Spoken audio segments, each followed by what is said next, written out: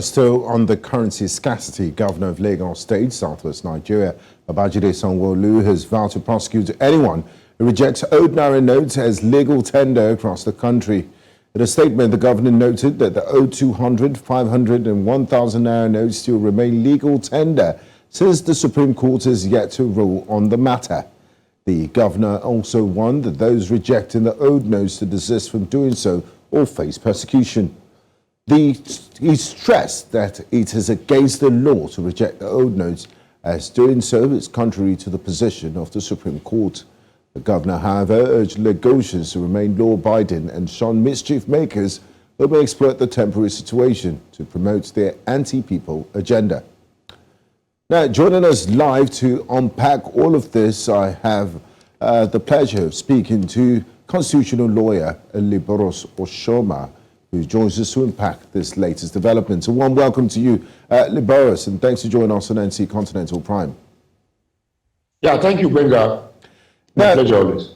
Now, Nigeria's Supreme Court has adjourned the hearing on this case of the nation's Naira redesign policy.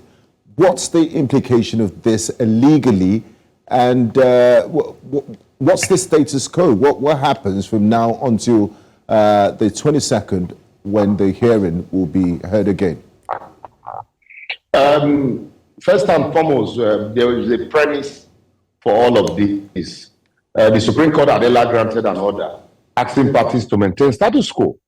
And in the course of that, other states applied to be joined. Some sued Supreme Court, the CBN independently. And the matter coming up today, the court fed, since all of the issues are the same, both the ones that are just suing now and the ones that are sued before, that there was need to consolidate all of the applications and then take all of them once and then file a ruling, deliver a ruling on it. So in that vein, the Supreme Court decided to consolidate and ask parties to go file their written briefs for adoption and argument on the 22nd. So what that means is that the Supreme Court had ordered that parties should maintain status quo. The rest is still in dispute. And so status quo definitely should still be maintained. The Supreme Court, because I had also listened to arguments for some persons saying that the Supreme Court did not extend the order. The Supreme Court couldn't have not extended that order, because not extending the order will make the matter an academic exercise. If the Supreme Court failed to extend its orders by 22nd, that the rest, which is in dispute, extension or no extension of the Naira swap, would have been defeated. So the normal constitutional procedure is that once an order of that nature had been granted, the order subsists. Even ordinarily, let's assume that the Supreme Court did not even extend it. The order had not lapsed. Ordinarily, order expected would last 7 days. But since the Supreme Court made that order pending the hearing and determination of the application for interlocutory injunction, the application for interlocutory injunction had not been taken. So the order cannot cease to exist. So it's the standing logic on its head for some persons to say the Supreme Court did not extend the order. What that means in everyday language, Benga, is the fact that both Naira, by virtue of the Supreme Court position, asking parties to maintain status quo, is that both the old and new Naira should coexist at this stage. And the CBN cannot act as a lord unto itself. The CBN cannot act as in isolation. The CBN. This is regardless.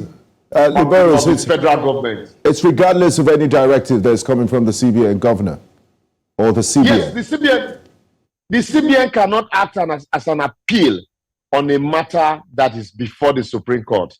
What the CBN should do, the CBN will not suffer any injustice if it decides to allow the Supreme Court that is seized of the matter already, to take a decision one way or the other.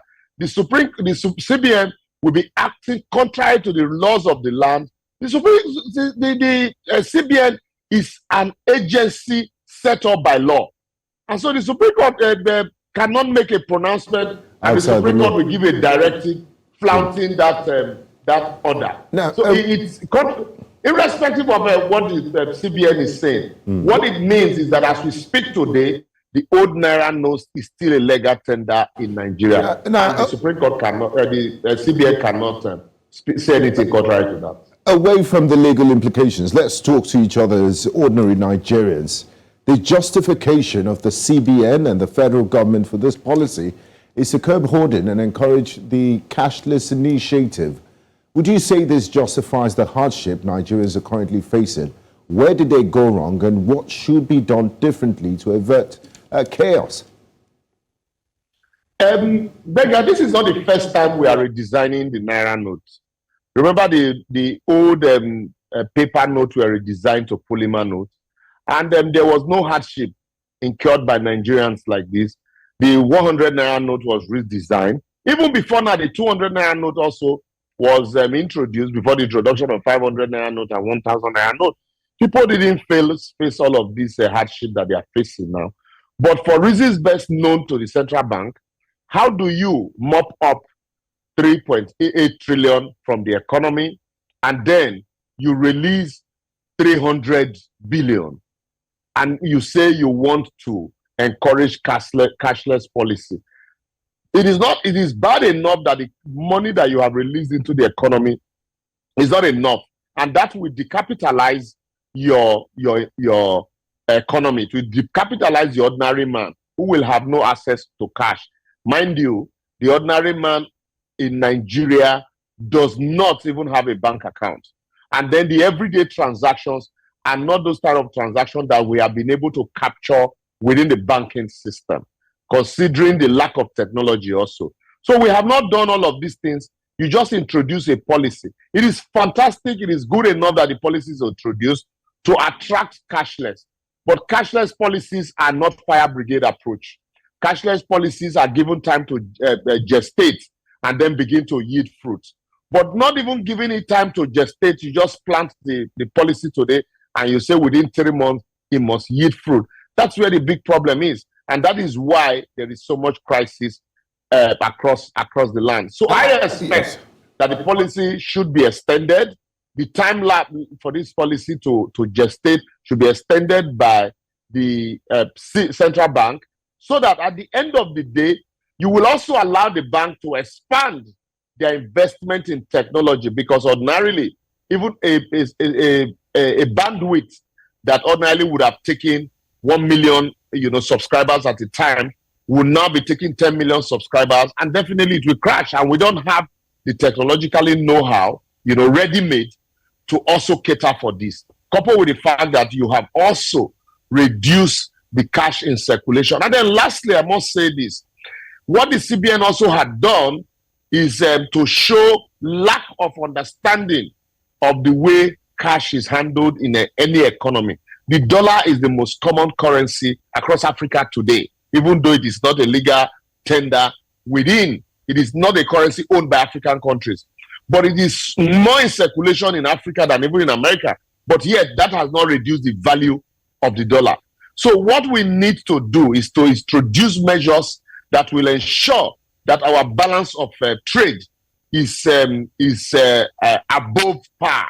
And that will consistently encourage, the strength of the Naira. And not when you make it, you create artificial scarcity. And once you create artificial scarcity, there will be high demand for it. And once there's high demand for it, your people are going to be selling it across the street. And the politicians that you're trying to, stop from buying votes, once you impoverish the people, they will cash in on that opportunity and begin to, mop up the little that is available and buy votes with it. So at the end, work done zero. So finally, Liborous, I really need to ask this because we're fast running out of time before I let you go, and it's about the implications, possible implications of this. We've seen unrest and protest in different parts of the country, pockets of violence and, setting of bank ATMs on fire, destroying them, and there are fears of a contagion effect if this is not handled properly. What would you advise the federal government to do in the next few days? Because stomachs are rumbling, people are hungry, people are angry to avert a complete breakdown of law and order. I completely agree with you that the government is intentionally setting up the banks for destruction. And you see, even if you listen to Kanu Agabi, quite unfortunate, he said it's the banks that are not putting money in the ATM. But he also did not say that the CBN is not giving the banks enough money to put in the ATM. When we were using the old notes, were banks not putting money in the ATM? Can banks have money in their vault and refuse to put it in their ATM?